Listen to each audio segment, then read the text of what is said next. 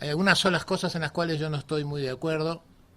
En principio, yo creo que nadie, y yo menos que nadie, somos personas que nos hemos hecho solos. La verdad es que por lo menos yo seguro que no.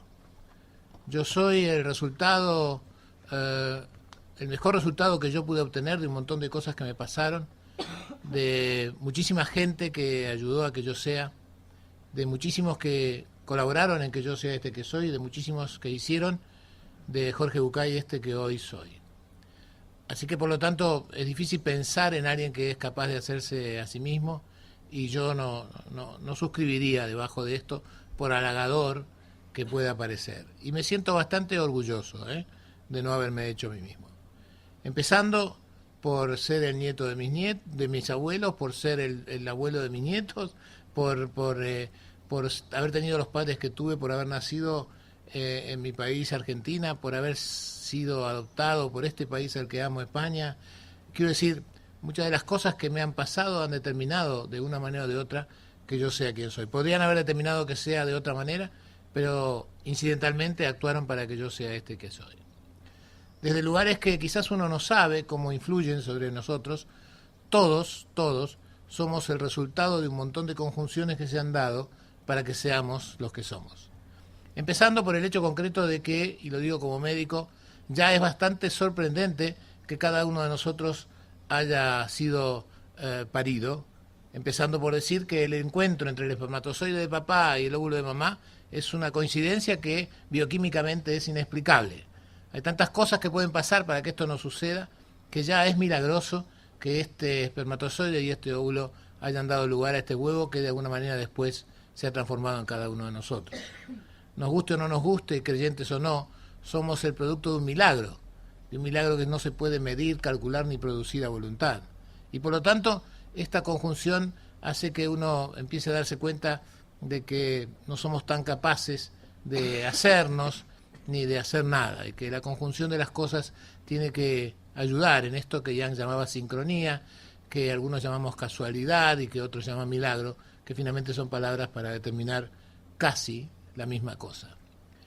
Y yo digo siempre que es fácil haber construido una realidad como la mía si uno es hijo de un padre y una madre como fueron mis padres, padres que se amaban entrañablemente y que construyeron una de esas familias que uno le encanta ver, por lo menos desde afuera, y que cuando se acerca un poco le encanta todavía más.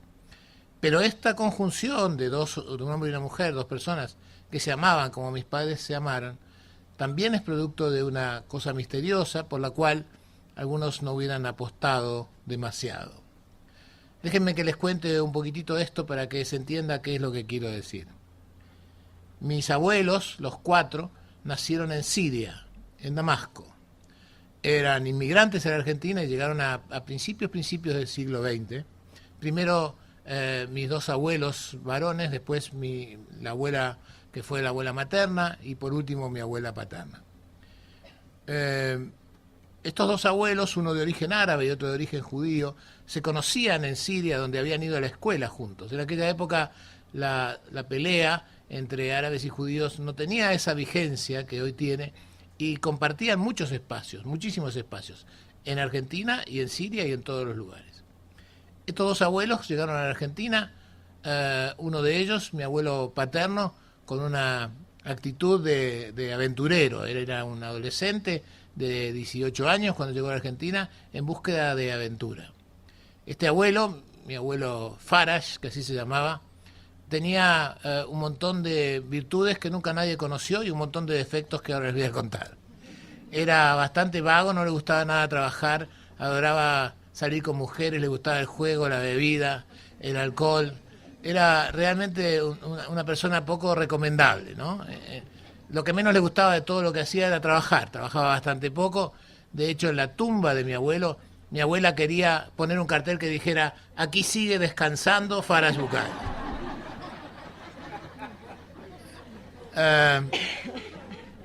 Eso motivó que cuando tenía mi abuelo 46 años, vivió 80, cuando tenía 46 años llamó a sus hijos, el mayor de ellos mi papá, para decirles: yo ya trabajé demasiado, tengo 7 hijos, ahora trabajen ustedes. le dio la llave del negocio y no trabajó nunca más en su vida, nunca. Se dedicaba a jugar al backgammon y a pasear y a fumar. Mi abuelo fumaba un poco más de 100 cigarrillos por día. Eso lo contaba mi papá porque él le compraba las hojas de papel, él se liaba sus propios cigarrillos, ¿no? Él decía que tenía derecho de fumar mucho porque ahorraba mucho en cigarrillos, porque se los hacía él mismo, ¿no? Y además ahorraba mucho en cerillas, porque como prendía con el que tiraba, entonces él tenía derecho de fumar mucho. Pero este abuelo mío, tan poco aceptable socialmente, fue el más querido de mis abuelos. Yo adoraba a mi abuelo Faras. Él contaba unas historias, contaba unos cuentos y siempre tenía un cuento y una historia para contarnos, ¿no? De su vida, de la vida de otros, de la vida de los amigos que recordaba él, o de su cabeza inventada, ¿no? Tenía él, entre otras cosas, como toda la gente que no trabaja, un humor excelente. No aquellos que buscan trabajo y no encuentran, que este es otro tema en el cual no nos vamos a meter, pero sí de aquellos que encuentran trabajo y no quieren. Esos siempre están de buen humor, ¿no es cierto? Y mi abuelo tenía un humor encantador que yo disfrutaba mucho. Su juego básico y fundamental al cual dedicó los últimos años de su vida era que cada vez que alguien quería hacer un trámite, mi abuelo decía, voy yo. Y todo el mundo pensaba que era porque se aburría, pero en realidad él me contó alguna vez que no era que se aburría, es que eso le permitía poner en marcha una broma que él había inventado y que él disfrutaba muchísimo. Y entonces lo mandaban a hacer un trámite y entonces siempre había que llenar un formulario. Y mi abuelo hacía siempre lo mismo, se iba hasta el funcionario con el formulario en cuestión y decía, perdón, ¿me puede decir qué dice acá? Y decía, acá dice nombre y apellido. Ah, ¿y acá? Acá dice dirección. ¿Y acá? Dice, perdón, ¿usted no sabe leer y escribir en castellano? Porque mi abuelo hablaba con acento, ¿no? Y entonces mi abuelo siempre, era el momento que él esperaba, mi abuelo contestaba, escribir sí, pero leer no. Dice, ¿cómo? No, escribir sé, lo que no sé es leer. Dice, perdón, no entiendo, le preguntaba siempre el funcionario, ¿no? Y mi abuelo agarraba un boli y él le decía, escriba algo. Entonces mi abuelo agarraba un boli y un papel y hacía un garabato. Y entonces el funcionario le dice, ¿y aquí qué dice? Dice, no sé, no le dije que no sé leer. Decía,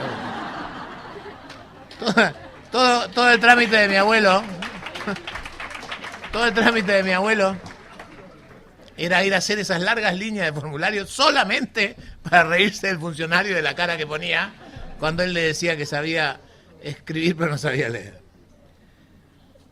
Mi abuelo era tan particular y le gustaba tanto la juerga que cuando cumplió 27 años, la colectividad árabe, que en realidad eran sus amigos de toda la vida de Siria, le empezaron a decir que tenía que casarse, que no podía seguir estando soltero. En aquel entonces nadie podía pensar en vivir sin casarse, sin tener hijos. Era parte de la regla de la vida, casarse y tener una familia. Y entonces le decía que en realidad no quería, porque las mujeres argentinas eran todas demasiado liberales. Y entonces le decían, liberales son las que salen contigo, que son todas las de los bares de mala muerte que tú frecuentas. Dice, sí, pero no, yo no encuentro una chica. Dice, bueno, pero tú no tenías una novia en Damasco cuando te fuiste. Dice, sí, pero eso hace como 4 años. Entonces los amigos le explicaron, mira, hay una ley en Argentina. Si tú traes a tu esposa que vive en otro país, la Argentina la embarca y la trae gratis. Era parte de la política migratoria argentina. Mi abuelo escuchó la palabra gratis. Y mi abuelo recordó algo que siempre nos decía a nosotros. Él decía, si es gratis, tómalo y después ve para qué te quiere servir, para qué te puede servir. Una actitud típica de inmigrante, por otra parte. Entonces dijo, sí, bueno, pero en principio no estoy casado. Dice, no, pero te puedes casar por vía judicial, por poder. Mandas una carta, si te aceptan, tú te casas con ella. ¿Cómo se llama tu novia? Sofía. Tú te casas con Sofía y entonces con esos papeles de casamiento la traes gratis. Dice, gratis. Dice, sí, gratis. Mi abuelo no podía resistir la idea, así que mandó una carta preguntándole a Sofía si se quería casar con él, a la familia, al padre de Sofía. Le dijo que sí. Mi abuelo mandó sus papeles y lo casaron con mi abuela. Con los papeles de casamiento los presentó en Argentina y Argentina en efecto embarcó a mi abuela en un barco, que mi abuela dice que un barco negrero, que tardó como 3 meses en llegar. Y mi abuelo, siguiendo los consejos de su amigo y en compañía de su amigo, fue hasta el puerto a recibir el barco donde venía su esposa, a la cual hacía tantos años que no veía. Y entonces estaba mi abuelo ahí con un ramo de flores que le había dicho el amigo que tenía que llevar. Y mi abuela bajó y se acercó a mi abuelo y le dijo, hola Farage, y mi abuelo le dijo, ¿y tú quién eres? Y mi abuela le dijo, yo soy Feride, tu mujer. Y dice, ¿cómo Feride? Yo me casé con Sofía. Dice, no, Sofía es mi hermana, pero ya estaba casada cuando llegó tu carta, así que te casaron conmigo. Y mi abuelo la miró, lo miró al amigo y le dijo, ¿y si no quiero la puedo mandar de vuelta gratis? Le dijeron que no. Así que ahí quedó casado con mi abuela, con la que por supuesto tuvo 7 hijos y que por supuesto lo cuidó, lo protegió, lo mimó y le sostuvo cosas insostenibles, ¿no? En esta historia de aquellos matrimonios que no se sostenían de las cosas que hoy se sostienen los matrimonios, ¿no? Yo estoy seguro que si le hubiera preguntado a mi abuela si lo amaba, no hubiera sabido muy bien qué contestarme, ¿no? Pero lo que sí le pregunté a mi abuela, y yo me acuerdo de si ella era feliz, y ella me dijo, ¿y eso qué es? Esto es lo que me dijo mi abuela, ¿y eso qué es? Para mi abuela no es que no entendiera el idioma, es que de verdad no existía este concepto valorado que hoy tenemos de lo que significa ser feliz. Existía el concepto de cumplir con lo que se esperaba de ella, de hacer lo que se esperaba, la tranquilidad de haber cumplido con su tarea, haber tenido una familia, haber tenido hijos, haberlo hecho grandes. Y esto era todo, ¿no? No había mucho más que eso para mi abuela. Y esta es la historia de la familia que parió a mi papá, un tipo increíblemente tierno, increíblemente amoroso, increíblemente encantador, y que se casó con mi mamá, que era también, como uno siempre piensa, lo mejor de la familia de ella. Y digo lo mejor porque la historia de mi abuelo materno tampoco es un coser y cantar, ¿no? Mi abuelo materno había venido más o menos alrededor del año 13 o 12, 1912, 1913, pero él tenía una profesión, él era camisero. Y tener una profesión en la Argentina de principio de siglo era de verdad mucho más que ser un profesional hoy, era muy, muy, muy importante la garantía de un buen pasar. Y él había hecho bastante dinero y tenía una muy buena condición. Un muchacho judío, soltero, de buena familia, que tuviera dinero, era un apetecible bocado para la comunidad judía en Argentina. Él tenía una novia con la cual se estaba por casar. Como era costumbre en la comunidad en aquel entonces, aquella de las familias que tenía más dinero era la que pagaba los gastos. Esto es, la que contrataba la fiesta, la que pagaba la comida, la que hacía las invitaciones, el que pagaba el vestido de la novia y su propio vestido, por supuesto, y todos los gastos que implicara el casamiento. Y mi abuelo, por supuesto, que cumplía con esa tradición y había comprado todo y pagado todo, tenía todas las invitaciones, pero un mes antes de casarse, me contó mi propio abuelo esto, un mes antes de casarse, mi abuela se enamoró de un marinero. En el puerto de Buenos Aires se enamoró de un marinero. Y misteriosamente para esa época, mi abuela dejó una nota que decía, me enamoré de otra persona, no quiero verte nunca más. Y desapareció. Y mi abuelo se quedó un mes antes de casarse con todo comprado y sin novia, ¿no? La comunidad judía inmediatamente pensó que esto no se podía dejar pasar y le dijeron a mi abuelo, mira, tienes de todo menos la novia, ¿por qué no te buscas una novia?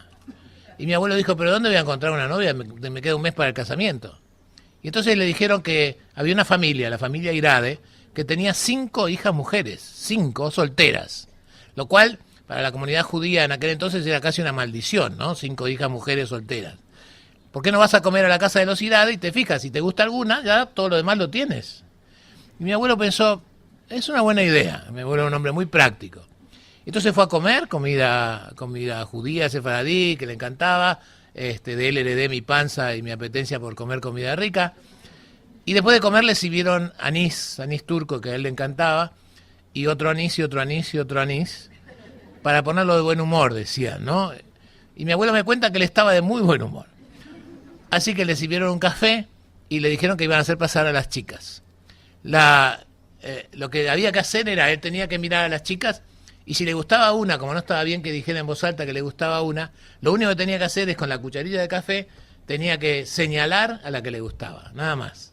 Si él dejaba la cucharilla frente a él cruzada, quería decir que ninguna le había gustado y nada. Pero si le gustaba alguna, la tenía que señalar. Entonces trajeron a las chicas y las pusieron en línea, de mayor a menor, delante de él, y él las miró a ver si alguna le gustaba, ¿no? Porque era una lástima perder todo lo que estaba comprado, ¿entienden, no? La fiesta paga, el rabino contratado, la ceremonia, los manteles, la comida, era una pena, ¿no? Entonces mi abuelo las miró. Y hubo una que le gustó, la segunda le gustó. Y estaba a punto de señalarla cuando, cuenta mi abuelo, él era camisero, estaba a punto de señalarla cuando pensó, no le va a entrar el vestido. Y es una pena porque ya está hecha. Y entonces con el cuerpo de la otra que se fue en la cabeza, empezó a comparar mentalmente a cuál le entraría el vestido. Como estaban en línea, y a la anteúltima, que era el que le iba a entrar, la señaló. Y con esta mujer se casó. Y con esta mujer vivió toda su vida hasta que unos 40 o 50 años después, 6 meses después de que esa mujer se murió, él murió porque decía que no podía vivir sin ella. Con una mujer que fue elegida porque le entraba un vestido. De este matrimonio nació mi mamá y se casó con mi papá. Estos dos personas nacidas de este lugar donde nada hacía prever que eran capaces de enredarse en una historia amorosa como la de mis padres, ellos construyeron uno de esos matrimonios de los cuales la psicología escribe todo el tiempo que no puede funcionar. Uno de esos matrimonios pegoteados, donde iban a todos lados juntos, donde ninguno quería hacer ninguna cosa sin el otro. Era realmente impresionante el modelo de vínculo que ellos tenían. La forma en la cual mi padre cuidaba y se hacía cargo de mi madre, y la forma en la cual mi madre se cuidaba y se hacía cargo de mi padre. A veces cosas que nos ponían a todos los demás irritados, ¿no? Y cuento una sola cosa, un episodio de mi propia historia personal, para no aburrir. Mi mamá, como buena madre judía y de origen árabe, tenía una devoción por atender a mi papá.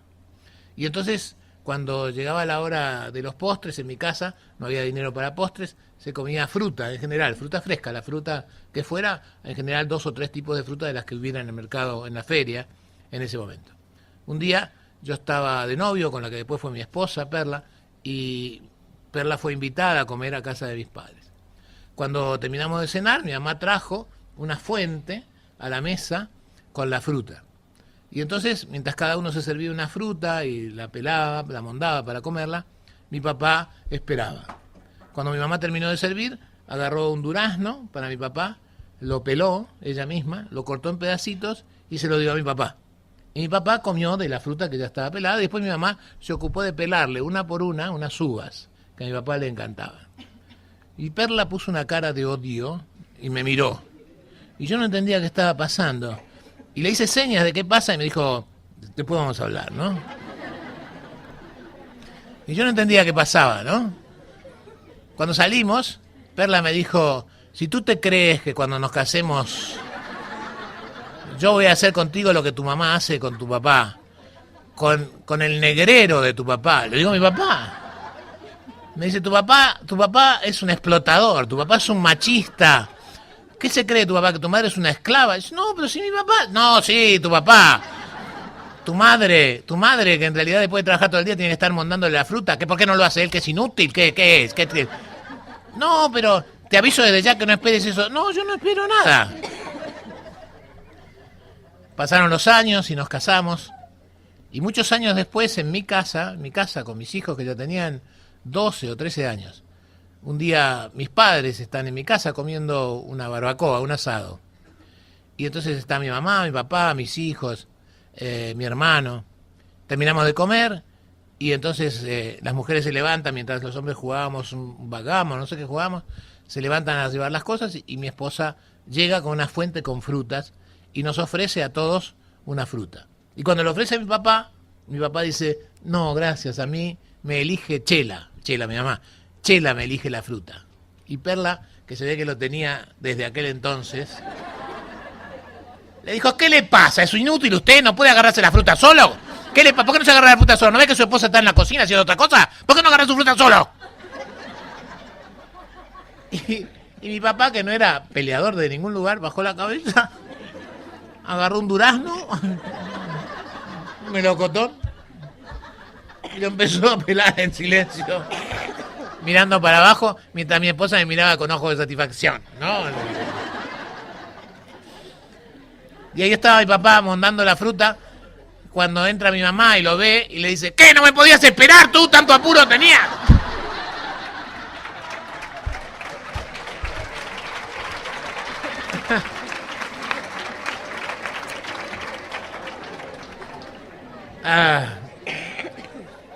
yo creo que ahí aprendí de verdad que cada pareja tiene que armarse su propio vínculo, que cada pareja tiene que armar su propia relación, que cada pareja tiene que decidir de verdad cómo va a vivir y que la experiencia de los demás puede aportar algunas cosas, pero no demasiadas, ¿no?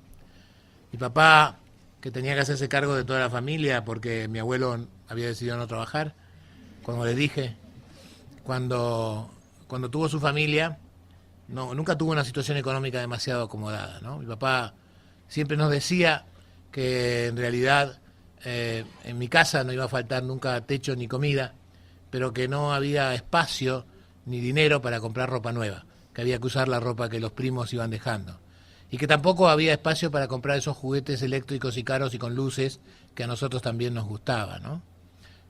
Mi papá decía que no teníamos dinero para zapatillas ni para ese tipo de cosas que costaban mucho dinero y que él no tenía para pagarlo. Pero que, decía mi papá, lo que nunca iba a faltar en mi casa, que en mi casa siempre iba a haber dinero para libros. Mi papá no había podido estudiar, había dejado de estudiar cuando había entrado en el colegio secundario, porque tenía que hacerse cargo de mantener a toda su familia, los hijos menores y su madre y su padre. Y él adoraba los libros y adoraba leer. Entonces, el resultado era que cada vez que nosotros íbamos a la casa y pedíamos un libro, al día siguiente mi papá lo único que preguntaba era ¿en qué librería lo tienen? ¿Cómo se llama? Y al día siguiente el libro estaba en la casa. No era una conducta diseñada para hacernos leer, la verdad que estoy seguro que no. Era producto de una dificultad de él, de algo que él no podía decir que no a un libro. Pero el resultado, con mi hermano y conmigo, fue increíble, ¿no? Cada vez que llegaba un cumpleaños nuestro, cada vez que llegaba una Navidad, un Año Nuevo, o Reyes, o lo que fuera, mi hermano y yo nos íbamos a la juguetería a elegir un regalo, porque sabíamos que nos iba a decir que no. Nosotros íbamos a la librería.